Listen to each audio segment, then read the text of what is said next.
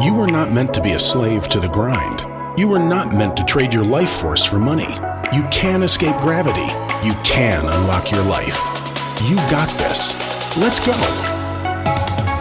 Hello and welcome to Unlock Your Life. This is your host, Jennings Smith. Guys, I had to help my sister move a fridge into her dorm room. This was a while back. She was in college. I was actually still in college. And she was going to Charleston Southern University. I was up at Clemson University, which is about 3 hours away.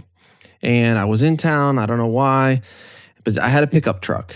And she had one of those little fridges, and she lived on the second floor of this dorm, and she needed me to take the fridge from my parents' house to the dorm room, carry it up the flight of stairs, and move it in. So I begrudgingly said, yes, I'll help you. And she mentioned, well, I have a roommate, and she's so beautiful. She's just the prettiest girl. And in my mind, I'm thinking, well, I've heard that before. So, I don't trust your assessment of this girl, but whatever. I still will help you move the dorm fridge in. So I grab the fridge, I drive over to Charleston Southern, walk up the flight of stairs, and as I set the fridge down, I turn around and my sister's roommate, Irene's roommate, walks in the door. And I'm telling you guys, I was struck. I could not believe how beautiful this girl was. So I introduced myself. I'm Jennings, Irene's brother. We get to talking.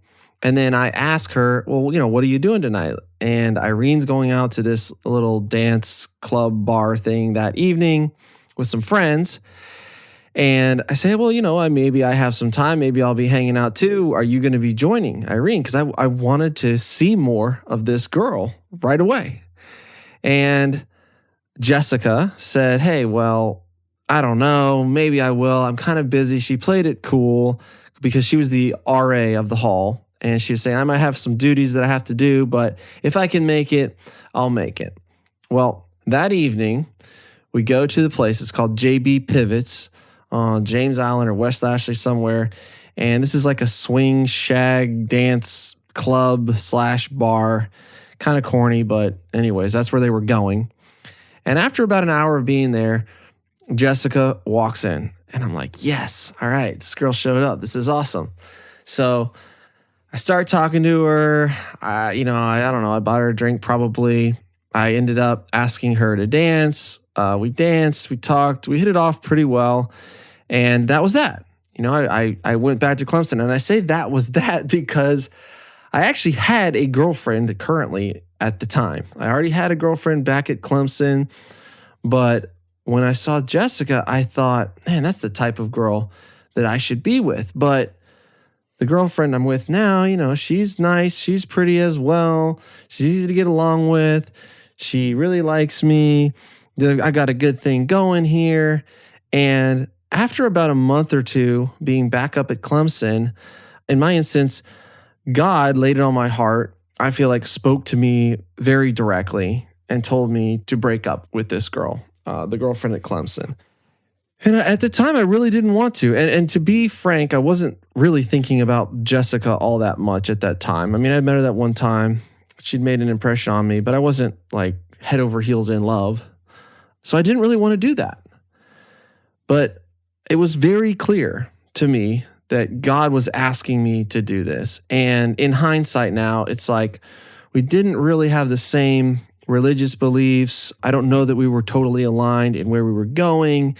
So I did. I listened to the Lord. I obeyed the command. I broke up with this girl, and it was tough. It was very tough. But a few months later, came back home for Christmas break, and we go out together. It's my sister's 21st birthday. Jessica joins, and now I'm single, right? I'm single, ready to mingle. So we hang out all night that night. We're dancing, we're hanging out. And at the end of the night, I get up the courage to ask her on a date. I say, hey, will you go out on a date with me? I'd love to take you out on a date because I don't want to get stuck in the friend zone here. I know what I want, and I'm going to go for it. And so once again, she's like, well, I don't know. You're my roommate's brother, and that's kind of weird. What if it doesn't work out? And I said, don't worry about it. It's just a simple thing. Let's just go out on a date. Well, that simple thing turned into date after date after date to officially boyfriend and girlfriend to very quickly asking her to marry me, getting married, having 4 kids together, and we just celebrated our 17th anniversary last September. So I say this because I had a good thing going, right? I had a good thing going back at Clemson, and I had to do something that was kind of hard. I think back to my construction company, running a construction company. I had a good thing going. I was making $100, $150, sometimes even $200,000 a year doing this, building houses, pretty stable income, making it work. And I had to lay that down, right, to do what I'm doing now. I didn't have the time and bandwidth to do both for forever, and I had to lay that down. I think about my beginnings, mobile homes, buying mobile homes and selling them owner finance, buying single family rentals, renting them out. And those were good things, right? They were good things that were working and were making me money, but I had to lay those down.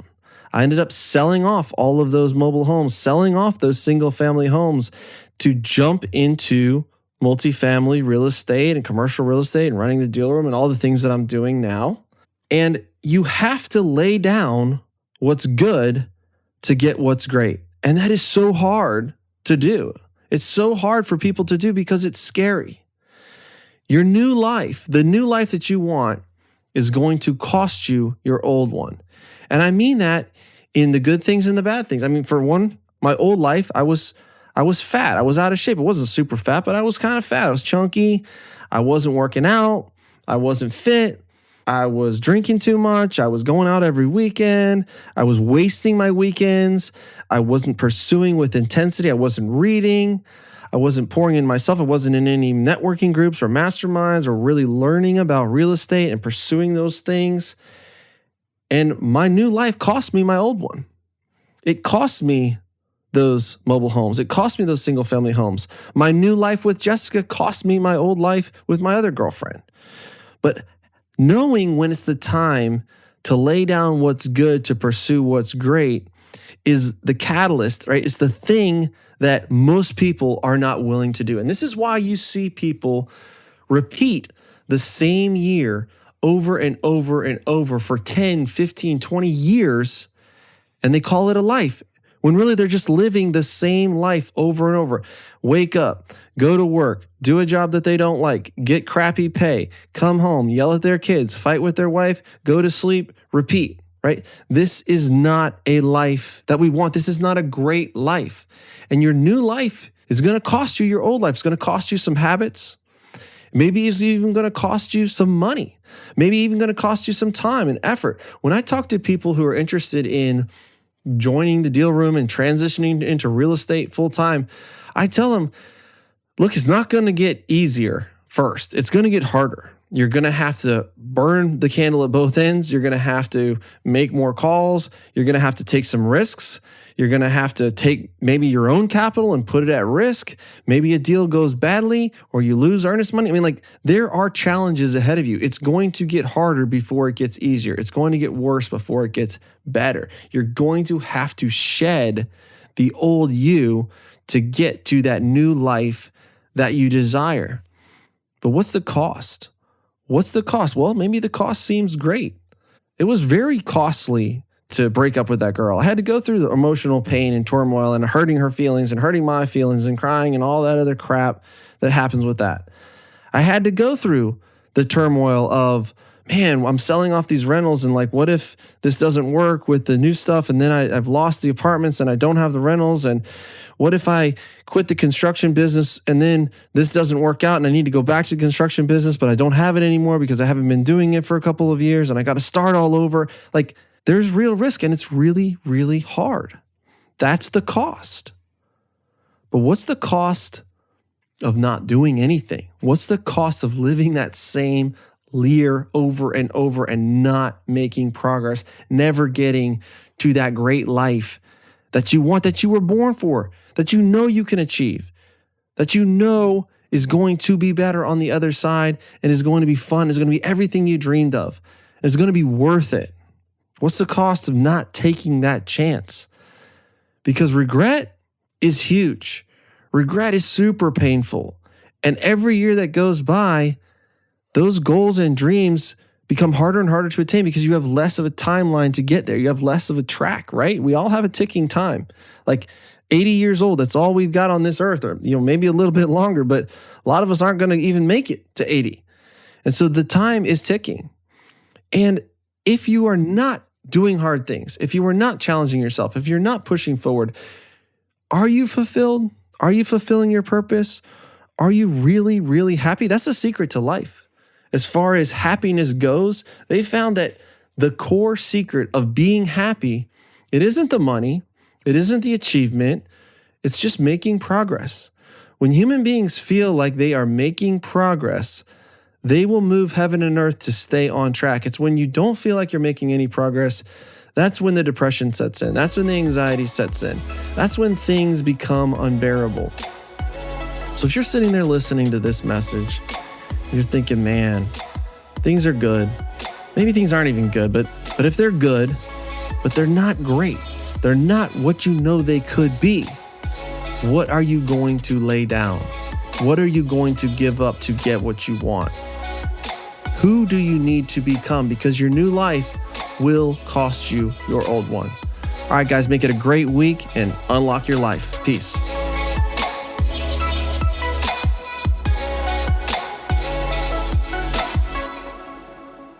This is thepodcastfactory.com.